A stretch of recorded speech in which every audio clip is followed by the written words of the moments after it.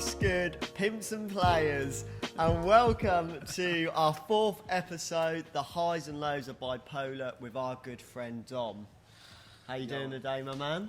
I'm all good. Well, I say I'm all good, man. I'm pretty tired today. I've been sleeping very well recently, so yeah, my sleeping pattern's all over the shop. So not really like buzzing like normal, but I'm good. I'm good. Yeah, I've kept him awake. We've kept him away. Wrap this shit up. Hell yeah, man! But so better say Happy New Year actually, because this comes out on the 1st of January. So 2020. Happy New Year, everyone. Happy to do you, what? Happy New Year, yeah, 220. 2020, you know what I'm saying? 20. He got them 2020s. Nah, they 19s. They 19s. Oh, right. It's going to be a fun one. Anyway, yeah, Tom, if you could, Start us off, really. Sort of tell us about... You tell me, what do you want to know about me, this same old G? Yeah. Well, I guess the show is about bipolar. So, I don't know that much about bipolar. I've had depression, but it's nowhere close to bipolar. But it'd just be interesting to hear a little insight, really. Sure.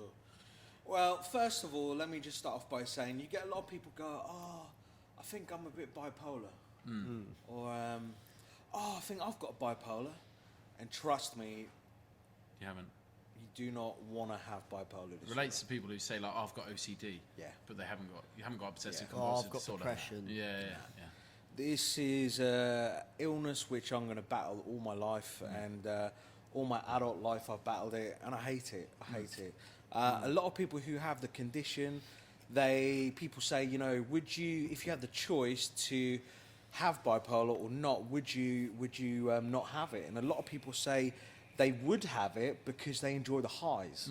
See, the highs are great, Yeah. I mean, I know people take their drugs and stuff, but when you're in a manic episode, it's the best feeling. You can go days without sleep, your energy's up, your sex drive is good. Yeah. Baby. You know what I'm saying? Just call me up later. It's all, and you're just creative. You've got all these ideas. You think you can do everything. You start spending loads of money, and then it just hits you, and you go into that low, and you just think, ooh, I just did that. Yeah. So it's, I mean, psychiatrists, doctors are reluctant to diagnose it because once you've got it, you can't get rid of it, and it is a condition which takes a lot of effort, a lot of self-care, a lot of care from doctors, psychiatrists, nurses, in my case, blood tests, and a lot of therapy because it needs it. And it's difficult. It's difficult because some days, like, I'm like on top of the world. Yes. And then some days I just can't bring myself to get out of bed. And it's no exaggeration, but it's a condition which is just not good. I mean, there's lots of mental health conditions, illnesses that people are diagnosed with schizophrenia, OCD, depression, anxiety. The things with bipolar is that it actually kind of encompasses all of those things. So I've experienced a lot, and it's horrible. I mean, I remember being young. I mean, I was diagnosed at 18, had my first breakdown at 16, and I remember, like, when I had it first, and I was in this hospital, and I just wouldn't go to sleep. I was just scared to go to sleep because I thought I was going to die, and for days and days, I was just up. I was just like, what's going on? But I just couldn't sleep. And then the sleep deprivation kicks in. Sleep deprivation kicks like, in, then you go the opposite way. So, yeah, I mean, I'm not saying everybody has the same experience as me, but, I have a pretty good understanding of it. I've lived with it my whole life, and, it's like, I've battled it. The one thing that I battled the most is my weight. I mean, I lost 4 stone this summer, did really well. And then literally, like a trigger, something in my head just went, just eat that donut.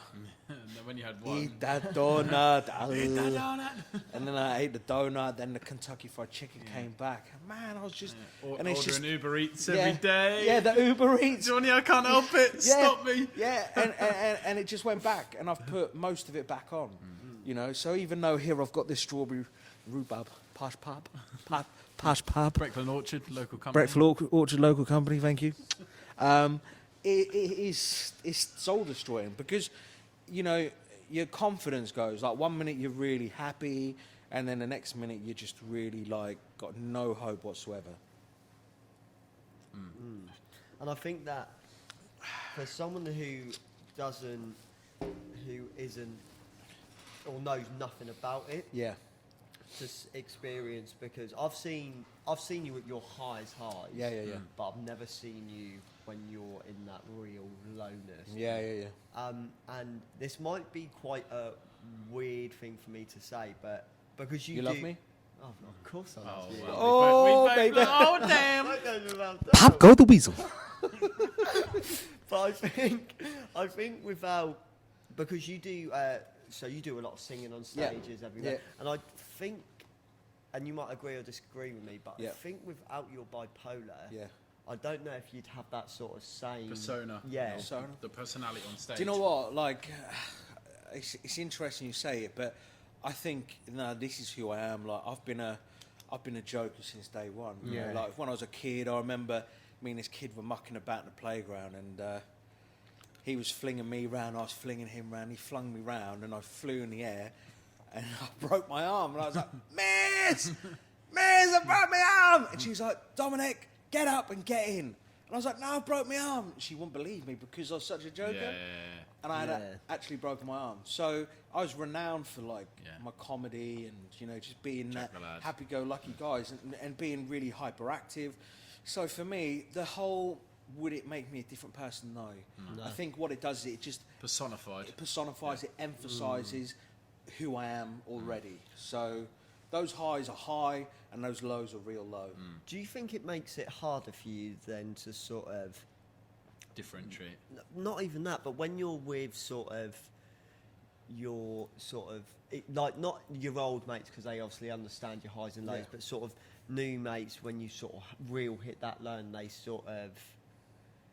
see you like that, or do you find that difficult, or because like with me with my anxiety, frankly I couldn't care less if you like me because of my anxiety or not. That's who I am as a person. Are you sort of similar to that, or is it sort of very? You know what? Like, I mean, I've grown up with it. So for me, like you said earlier, it's like it's second nature. It is what it is. You know, I've lived with it. I've dealt with it. I manage it. I sometimes hate it, and you know, for me, it's like second nature to talk about it. So to me, it doesn't matter if people have got a problem with it. That's their issue. For me, it is just, you know, is what it is. I mean, it's really good. Don't get me wrong, right? This is my thing right now. Like, don't get me wrong. Like, I think it's great that people are talking about mental health. Yeah. But if you think about it, right, everything that happens in your life all start to manifest in the mind. Yeah, cool. So why is it that the mind is the last thing as people that we look after? It should be the Yeah. first. It should be the first. Yeah. You know, we should all think about what's on our mind before anything. You know, if you're in Yeah. a good state of mind, you make good decisions. You're in Yeah. a bad state of mind, Bad possible bad decision. Yeah. So why does it take that time? Because, let's be honest about it, it's not attractive. Yeah? It's attractive to go to the gym, get a personal trainer, get a six-pack, you know, get some fake boobies. You know, or you Go know, out and drink get your hair loads done, and- or have yeah. a beard, or you know, buy shoes. But people ain't gonna go, oh, did you go down to the psychiatrist today? Yeah, man, that was wicked. I had a good session. You know, ain't gonna happen, is No. it? No. It's not gonna happen because it's not got that appeal to it. And people are Attracted to looks probably more so than somebody Absolutely. who's beautiful but maybe is, I don't know how to put it. Yeah, a healthy mind isn't maybe as attractive as a healthy body. No. Yeah. No. And why that is, I don't know. But it's probably through many generations of having the same thought process. But Thought process, definitely. It's just the way that the media glamorizes, you know, modern day living. modern lifestyles. You know. I think that is That's the. amazing. Yeah, I'm good. Yeah, I think for me, because, and I think you're sort of the same as well. Us now, our mind has to come before anything else, and that includes relationships, friendships, any sort of thing in our lives. Because if we're if my mind's not in the right place, then 9 times out of 10 I can't do anything because I'm thinking about my mind, if that makes sense. But R. Kelly. My mind is telling me no. My body's telling me yes. Yeah, I don't want to hurt no. Boy, you did hurt somebody, didn't you, R. Kelly? You ruined my dreams, didn't you, growing up? Cheers, mate. Sorry. I just had to get that in there, you know what I'm saying? Because I used to say to myself, like, you know, you see all, like, these, like, people, and you think, like, you never see black people, like, doing the whole, like, you know. And then R. Kelly, man, ruined it for me. Throw it away. It just ruined it. Just ruined it. Anyway, go back to bipolar. What do you want to know? Tell me. So, all right, let me explain it. So, bipolar disorder, by definition, is the modern term for manic depression. Manic depression is a disorder, illness, condition which is governed by 2 states, 2 polar opposites, so ups and downs, highs and lows, manic state, depressive state. There's different types of it. I have what's called bipolar type 1, which is more highs than lows. So me, I'll have points where I'll go very, very, Higher, wider ends of the scale, very, very high, Yeah. and then I'll crash very low. But there's types where there's called rapid cycling, where it's like interchanging. It's very quick, And so on. As I said, psychiatrists, doctors, they're very reluctant to diagnose it because it is a lifelong condition. In my case, I need to take medication, which I've been on since I was 16. And it's horrible because I used to be like 12 stone. Yeah, I used to be slim, fit. I mean, I'm still good looking, but... 100%. Oh, yeah. Could just have like a little advert come up there with my number. Yes. Hit me up. Hit me up. Yeah, do that? We'll get that on the swipe Can you- up. can We'll you get that do on that the swipe up? IGTV. Swipe Do up the for swipe Dom's up on number. that, yeah, for my number. So yeah, it's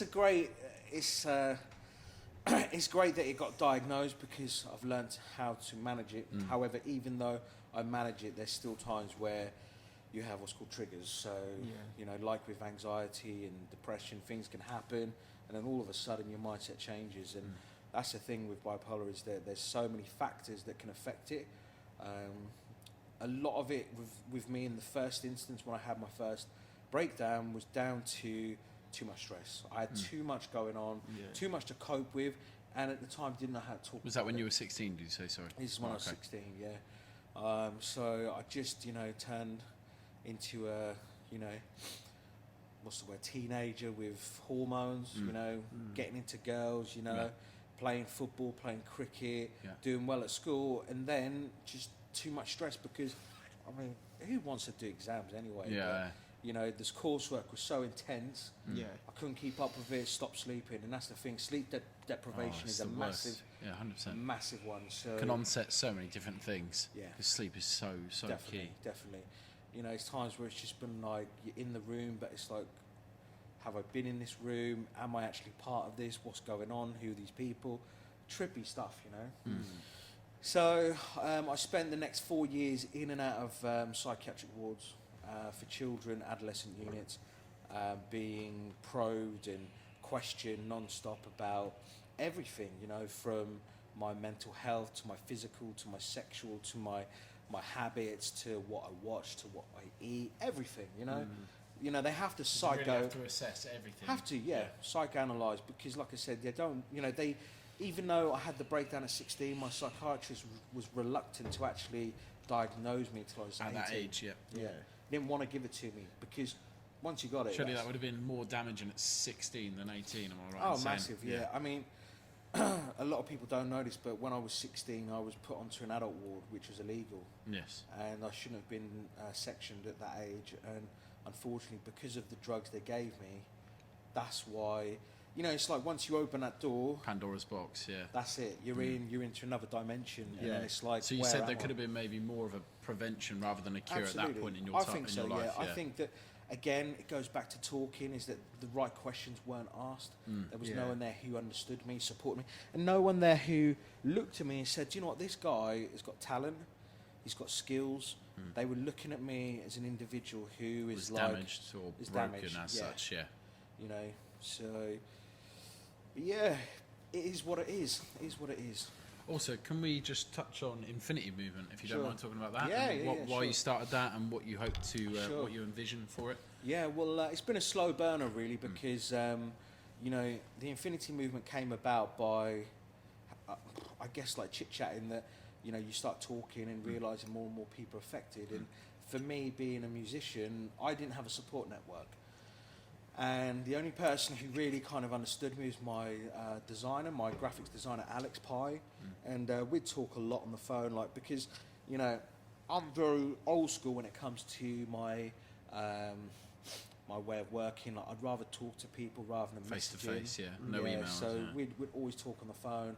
And I said to him, look, you know, I've done all this work and I think like I need like a support network. So there's a lot of people who are close to me, like my sports therapist, Janine Lilly, Fiona McNabb, who's my sports trainer, and they're all part of the Infinity Movement. So really all it is just an... What's that, my arm just bursting out of there? Is that your bicep just I think popping? I think that was my bicep be popping. I'll be popping on the bicep, you know. Popeye there.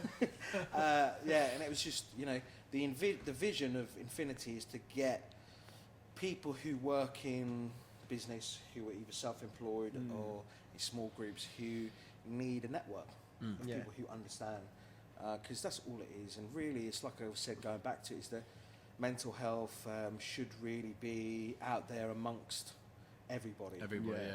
You know, Everyday and I think subject. now, like, they're starting to integrate meditation into children's, you know, timetables and Lifestyles, stuff. routines, So yeah. you know, Yeah. all of that is really good. Going back a little bit to relationships. Yeah. Hard. Yeah. Hard. Yeah. Friendships. Get the paramedic. I'm not dying just yet. I think it's the same with any mental illness, but probably, as we said, personified with Yeah. bipolar. Because when Yeah. you're depressed and in a relationship, you know, most people who are depressed are at a steady level of depression. Yeah. Whereas you Very can sort of- give a lot to somebody, like Yeah. be the best boyfriend ever. Not saying you are when you're on your low, but Yeah. you can give all these things, and then suddenly you might not want to see them for Yeah. 2 weeks because you're like, I'm dealing with my shit. Yeah. Can you leave me alone? Yeah. And that is not good for anyone, obviously. You Yeah. know, Well, dealing actually- with that high and low Yeah. is very Yeah. difficult. Well, I was a fitness instructor, believe it or not. Jeez! I was a fitness instructor back in 2009, I think. Yeah. And I had this girl, me and her, we got together, right? So she knew me from the gym, and she knew me as this really exciting guy. Buff thing. Buff ting. Buff ting, you know. And then she came around to my flat, first time, and I sat there, and she was like, you're a different person. Saw the whips She and chains. actually said, you are a completely different person. Yeah. And I said, because I've got bipolar disorder. And she didn't know what it was.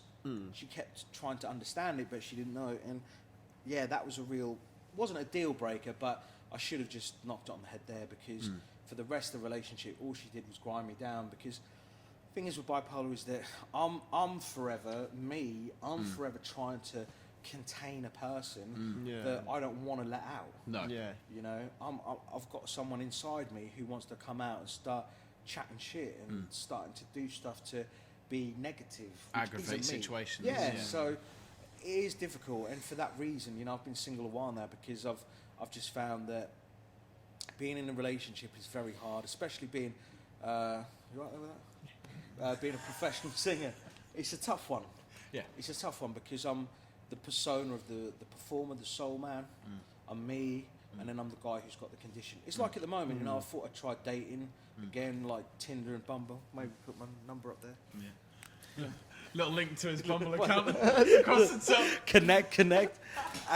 But it's like, at what point do I tell these girls that I've got this condition? Yeah. Do you know what I mean? When, Yeah, because you don't want to go first date, oh, by the way, I've got bipolar. Yeah. And then Exactly. you don't want to leave it till the 10th date and go, oh, by the way, I've got bipolar. Exactly. Because I think It's it's either going to be hard. too soon to let her to let yourself give her a Yeah. chance, because Yeah. you might not, you might think that will put her off on the first chance, but maybe if Yeah. you told her 3 or 4 dates down the line, she's got to know you already, Yeah. and then it's maybe easier to accept. Sounds wrong, but she'd be a little less shocked, or she might be able to understand it a bit more because now she knows you as a person already. Absolutely. But then, if you leave it too long, then it's like, oh well, hold on, why did you not tell me earlier? Yeah. And it is that complete like, where do you slip it in? Exactly. I actually was chatting to a girl, then I told her, and then she just cut me off. And it is that. Because Is she said it it was better just- to just be alone until the right point and just trust the process, or do you put yourself through? Do you know what, fellas? Like, I'll be honest with you. Like, until what I found is because it's like an itch, yeah. When you got an itch, you keep itching it, and then you go, oh, I like that itch. I'll keep going on about it, keep itching. Yeah. And I went through the stage of like with Infinity, and that's why I've took a back seat. Is that the more you talk about it, the more you can replay images and scenarios, situations, and not, it's a really interesting one because not a lot of people think like I think, and that's hard for me to deal with. Yeah. Some people just don't experience those emotions. No. Yeah. Like me, I'll have those highs, then there's loads of crying and being depressed, and then battling suicidal thoughts. Like I remember a few months ago, like sitting with my mum going, I just want to kill myself, and I had it in my head. Every day I had those thoughts. Now I don't have it at all. Yeah. Weird, isn't it? Yeah, it's it's gone. very weird. It's gone. Yeah, I've had episodes and like for that. me, that's normal. So I think to myself, why don't other people have those thoughts? Why don't other people? And there's people out there who will never Never even experience that, any emotional depth, and that's hard because for me as an individual, I really thrive on building connection, energy, like really getting close to people, like creating a vibe between. creating a vibe. Yeah. That's how I perform. That's how I win over an audience. But unfortunately, there's a lot of people who don't get it. No. So it does make it difficult. And like friendships as well. Like I've had friends who've come and gone. I've had friends who I've had to sadly knock on the head because they hold me back. Yeah. Because they've got no positivity to bring to the table. Yeah. That's And they only want to know me when I'm in a good space. that's what we were speaking about earlier. Funny enough, sort of cutting out sort of toxic and negative people from your life, because the fact is that for me, and it's probably the same with you as well. For my mental health, I can't have. Don't get me wrong. People have negative times in their lives, and but I need that sort of vice versa. I need someone to be looking out for me while I'm looking out for them. Like me and Johnny. Like It's always got to be reciprocated. I know Johnny has his down days where he'll ring me and we'll talk about it. But I also know if I'm having a down day, I know Johnny will be there, shot or hat. Not saying I want him or need him there, but knowing you, Unconditional. that unconditional love essentially. Yeah, So I feel like, and when you have people who are there for, quite literally in your way, really, are there for your highs and not your lows. It's Are they really worth having if they're not going to take you as a whole? But that's the thing as being a singer. It's like, all I ever get is like, I work my nuts off with my Instagram and stuff. And like recently, I just deleted it because I put all this effort in. And I think like I get like 300-400 people watch my story every day. yeah. Yeah, and I'll get like 10 people like a post. And I'll be like singing, doing this, putting my audition up and everything. No one will comment, but they'll want to watch. And it's like, I guess it just amplifies just how it is in the generation now. Yeah, It's just a friendships. society. And live outside, everybody likes to pry on people's business, Yeah, but yeah, they're not. yeah. But they're not willing to stand up and like support that person, Yeah. no matter what. Definitely. So if I had a choice, I'd never have it. I'd never have the condition. I'd never wish it upon anybody, and I'd never. Yeah, just wouldn't, because it is a really, it's soul destroying, because you always know. See, that's the thing. When you're in a high, you're in a high, and you're like, this is great, but it's going to end badly. It's going to. Well, it's like a drug high. You know it can only last for so long. Exactly. And when it gets to like towards the end of the high, you think, right, okay, now I've got to prepare myself for the low. Exactly. And it is just Exactly. a roller coaster and of it's emotions. just always then picking yourself up from that low, and Do you? Yeah. And this might, because obviously I don't know what bipolar is like. Is it sort of? Because I know if I feel like I'm having a bad day, sometimes I convince myself to feel worse. So do you know what I mean? So like, if I'm feeling low, I'll be like, oh well, that's it. Now I'm going to feel low for the. So do you sort of set yourself up? I know with bipolar you have those highs and lows already, but do you think you set yourself up to feel lower? Not really. I mean, the lows come mainly from me, from the being high. Yeah. I mean, being a performer, like I'm on the stage, I'm loving it. you know, I'm really enjoying myself, and then all of a sudden, physically and mentally, I'm going to crash. Yeah. And then when that crash comes, that is not me deliberately wanting to be. No, that way. no. But when you get into that low, it's then a case of I'm here now, like don't want to do much, don't want to get out of bed, don't want to socialise, don't want to bath. You know, like you know, it's only the other day I've had one today, but 3 days ago didn't even have a bath. Couldn't be bothered to get out of bed. Yeah, but yeah. You know, because I just thought, well, what's the point? And that's how I feel. And At the moment, I feel like that. I don't feel great. I don't feel really excited about anything. Yeah.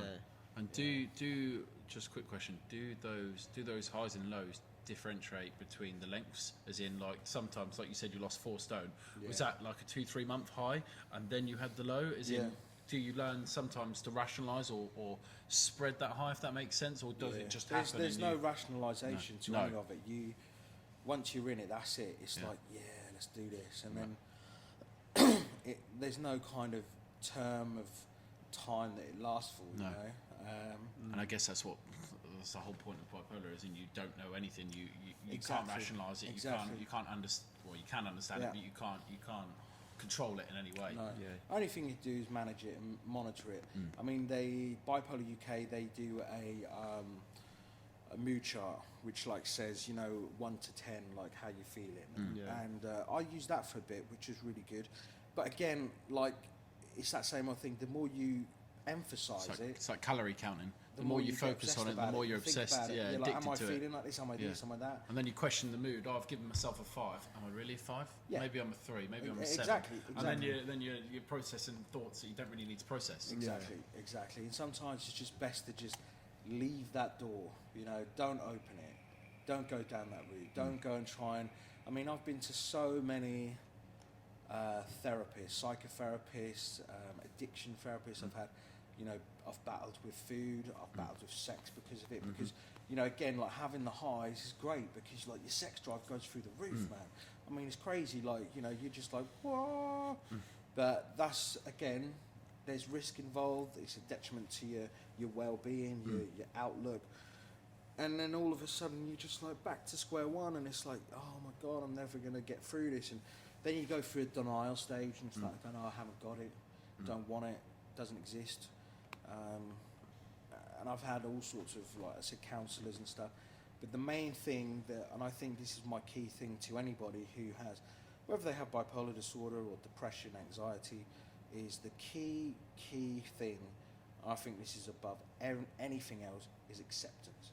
Once you accept And understand it. that you understand that you're, you know, slightly high or slightly low, or you're worrying too much, that's when you can deal with it. If you start denying it, going, nah, it's bullshit, it don't work, it's not happening, that's the denial which keeps people from opening up and talking. And the talking is the big part, you know, being open about it is a great thing. I mean, for me, like, I've done a lot of talks on bipolar, like I've been on the news, I've done BBC radio, been in London, I've done a talk to NHS graduate nurses, and I said the same thing to them, is that, you know, acceptance is the key thing, but attitude as well. You know, your attitude towards it and other people, because the sad thing is with a condition like bipolar is it affects everyone around you. Because some people can't deal with the highs, they can't deal with the lows, and that's where you really know who's there for you. 100%. I think that's a really sort of interesting sort of. It's just, do you know what, Dom? It's just really fascinating just hearing it, because I've heard about it before, but never sort of from a personal view. Lived experience. And the fact that you are so open about it, I think there is just such a beauty about it. The fact that you're so willing to talk about it and just sort of spread the awareness of it, because I think a lot of the time, especially with bipolar, out of sort of most of the mental health illnesses you get, bipolar is one of the more taboo mental health illnesses. And I'd say in that films people and stuff, it's quite like, I think glamorised is the bad, like, not the right word, but it's portrayed a lot worse. Or not a lot worse. I don't know how to put it, but it's portrayed in a different way than maybe lived experiences. It's more heightened in films, where it's more very shocking and very well, sort of. the thing is that it is a severe condition, and like, I live with it well. But I mean, I think back now, and I think there's times when I remember like I couldn't sit still in the chair, and like I was like thinking I have to keep moving around, and like I wouldn't sit still. I just wouldn't sit. I just keep getting up and up and up. I had to have people supervise me because I was just all over the place, and just had all these grandiose ideas. Like if you look up the symptoms, like they say about grandiose ideas, of people who have, they just have reality checks where they think they can do this and they think they can do that, and I've done it. I remember like going to Men's Health magazine, going, oh yeah, I want to be like in Men's Health and stuff, and I went into BMW on like Burr Street and was like, yeah, I want to buy this car, and they were like, really? I was like, yeah. It's like, let's take it for a test drive. I didn't even have a license, but I was just like, OTT, Yeah. That's the thing with it, is that it's great in that, it heightens your arousal, your physical state, your mindset, but it's that low. So for me, like, for anyone that says, oh, I wish, like, I wouldn't wish to be anything else, then more fool them, really. Yeah. I think when you talk about it and stuff, what sort of fascinates me the most, and it's probably what people think about us too, is the fact that even though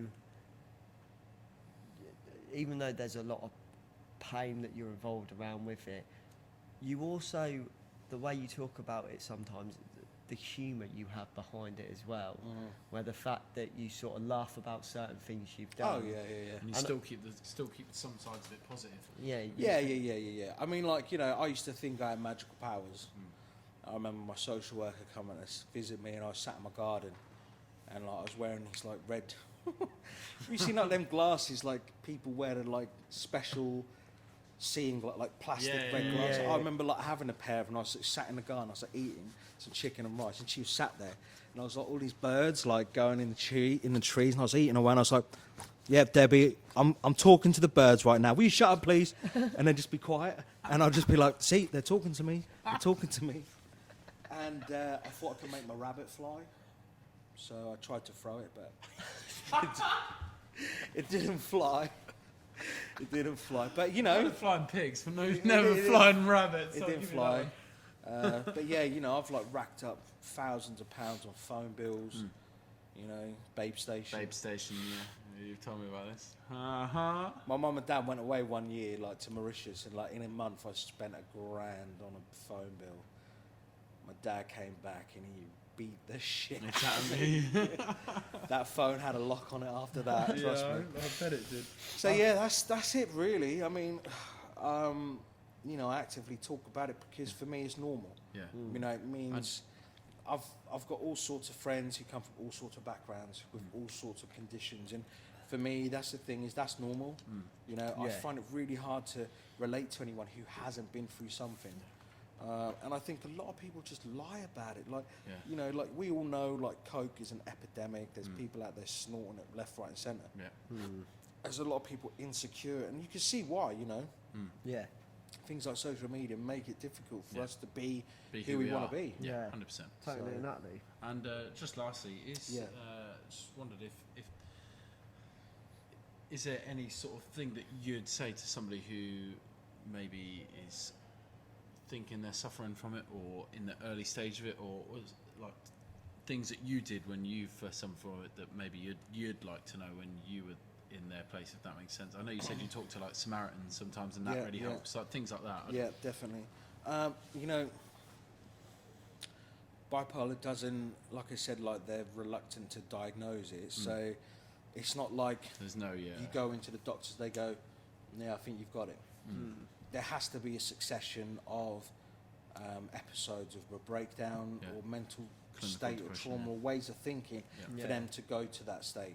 Really, I think I think the key thing is to